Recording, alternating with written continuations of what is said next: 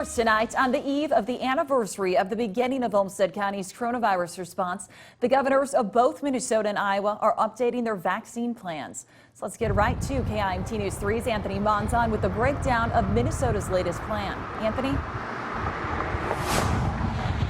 Well, Katie, Governor Walz says because supply of the vaccine from the federal government has now stabilized, officials can now give you a better idea of when you can go into a facility like the one behind me here at the Mayo Civic Center and get your coronavirus vaccine. So without further ado, let's get right to that timeline. Now, right now, the groups being vaccinated are healthcare workers, long-term care residents, pre-K through 12 educators, and people 65 and older. Governor Walz says it will stay that way until 70% of adults 65 and older are vaccinated, which is expected to happen by the end of March. Once that threshold is met, vaccines will be given to people with specific high-risk conditions, including sickle cell disease and Down syndrome, as well as essential workers like those at food processing plants. In April and May, people 45 and older with one or more high-risk medical conditions, those 16 and older with two or more conditions, and essential frontline workers will be vaccinated. Between May and June, anyone age 50 and older is set to be able to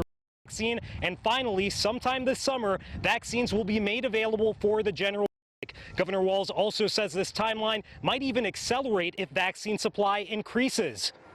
This is predicated on our current allocation of vaccines.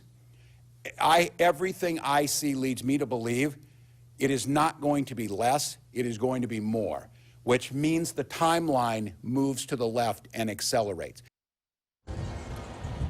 And Governor Walz says, according to this timeline, 98% of residents at serious risk for fatality from coronavirus will have been vaccinated between April and May.